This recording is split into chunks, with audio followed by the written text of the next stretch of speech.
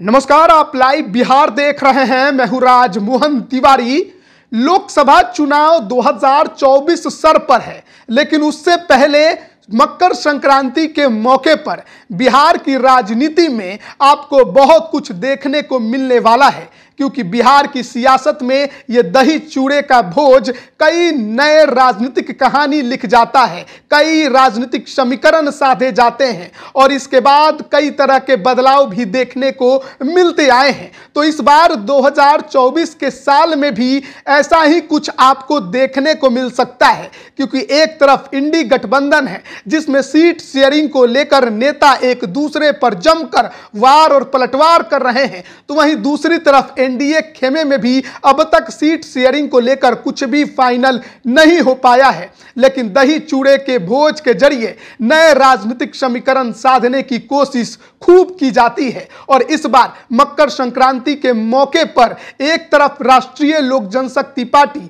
यानी कि पशुपति पारस के खेमे ने अपने प्रदेश कार्यालय में दही चूड़ा के भोज देने का ऐलान पहले ही कर दिया था। तमाम एनडीए के साथियों को उसमें निमंत्रण देने की बात कही थी, लेकिन चिराग पासवान से दूरी बना ली थी। लेकिन वहीं अब एक और बड़ी खबर निकलकर ये आ रही है कि बिहार की राजनीति में सबसे बड़ी पार्टी यानी कि राष्ट्रीय जनता दल ने भी अब मकर संक्रांति के मौके पर राबड़ी आवास में दही चूड़े के भोज का आयोजन किया है। हालांकि राष्ट्रीय जनता दल के लिए यह कोई नई बात नहीं है। लालू यादव हमेशा से जब स्वस्थ रहे तो उन्होंने राबड़ी आवास में जमकर दही चूड़े का भोज किया है और इसके जरिए उन्होंने कई राजनीतिक समीकरणों को भी साधा है। लेकिन इस बार का दही चूड़े का भोज बेहद खास होगा, क्योंकि सर पर लोकसभा का चुनाव है और उससे पहले कौन कौन उनके इस आयोजन में पहुंचेंगे,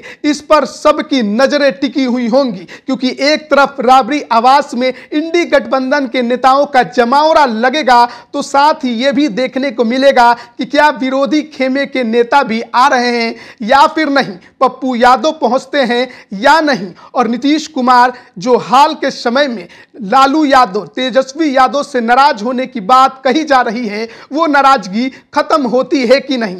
एक तरफ चिराग पासवान हाल के समय में राजनीति में एनडीए के खेमे में जरूर पहुंच गए हैं, लेकिन चाचा के साथ उनकी अदावत खत्म होने का नाम नहीं ले रही है और इसका आप असर ये देख सकते हैं कि दही चूड़े का भोज एनडीए के खेमे को पारस गुट देने जा रहे हैं, लेकिन चिराग पासवान को वो निमंत्रण नहीं देंगे। और इसके अलावा तेजस्वी यादव के साथ चिराग पासवान की जो दोस्ती रही है, जो करीबियां रही हैं, वो किसी से छिपी नहीं है। और राबड़ी आवास में जब भी किसी प्रकार का आयोजन होता है, चिराग पासवान को निमंत्रण जरूर मिलता है और वो जाते भी हैं। लेकिन इस बार हाल के समय में चिराग पासवान ने जिस तरीके से तेजस्वी यादव और लालू यादव पर भी कटाक्ष किए हैं एनडीए में शामिल होने के बाद, उसके बाद क्या वो नजदीकियां, वो करीबियां चिराग पासवान और लालू परिवार के बीच में वैसी ही बनी रही हैं या फिर खत्म होते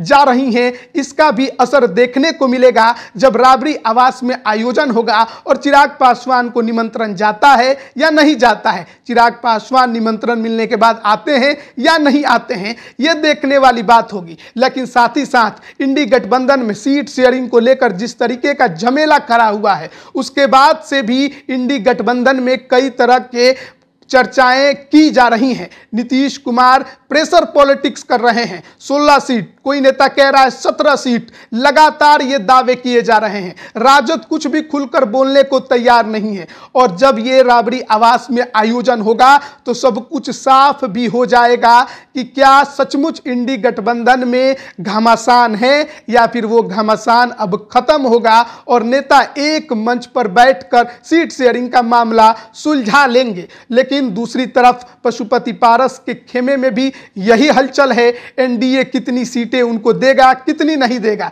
चिराग कि कद बढ़ेगी एनडीए में या पारस एक बार फिर बाजी मार ले जाएंगे, इसको लेकर खूब चर्चा चल रही है। लेकिन दो खेमों में इस बार मकर संक्रांति के मौके पर दही चूड़ा के भोज का आयोजन करने के संबंध में सूचना दे दी गई है और बीच में चिराग पासवान भी फंसे आपको नजर आएंगे मकर संक्रांति के मौके पर। हालांकि चिराग पासवान इन दिनों इन सब आयोजनों से ज्यादा अपने कद को बढ़ाने में और जमीन पर अपने कार्यकर्ताओं को और समर्थकों की भीड़ जुटाने में ज्यादा दिखाई देते हैं। जाहिर है चुनावी मोड में तो सभी पार्टियां हैं, लेकिन चिराग पासवान बीते 1 साल से चुनावी मोड में ही दिखाई देते हैं। उनको भी मालूम है उनके लिए इस बार का लोकसभा चुनाव जो है वो बेहद महत्वपूर्ण है। पहली बार ऐसा मौका है जब चिराग पासवान अपने पिता के बिना लोकसभा चुनाव में उतरेंगे और खुद भी चुनावी मैदान में आपको चुनाव लड़ते नजर आएंगे। सीट बंटवारे से लेकर सीटों को चिन्हित करने से लेकर उम्मीदवारों को वहां पर उतारने को लेकर सब कुछ इस बार चिराग पासवान के कंधों पर होगा और सामने सबसे बड़े दुश्मन के तौर पर एनडीए के अंदर ही उनके चाचा खड़े हैं जिन्होंने पार्टी तोड़ ली है। ऐसे में मुसीबत तो उनके सामने भी है, चुनौतियां बड़ी हैं। लेकिन फिलहाल इस बार का जो दही चूड़े का भोज है बिहार की सियासत में आपको कई समीकरणों की ओर इशारा कर देगा। पार्टी में नाराजगी और तमाम जो चर्चाएं हैं उस पर विराम लगाने से लेकर हर कुछ इस बार मकर संक्रांति के मौके पर जिस भी खेमे में दही चूड़ा का भोज होगा और वहां पर उमड़ी नेताओं की भीड़ से सब कुछ तस्वीरें साफ हो जाएंगी। अब मकर संक्रांति का इंतजार हर किसी को है कि उस दिन राजनीतिक पार्टियों के अंदर और उन खेमों के अंदर कैसी राजनीतिक समीकरण और सियासत बनती और बिगड़ती दिखाई देती है। बने रहिए लाइव बिहार के साथ। आप सभी का बहुत बहुत धन्यवाद। YouTube पर सब्सक्राइब और Facebook पर लाइक जरूर करें।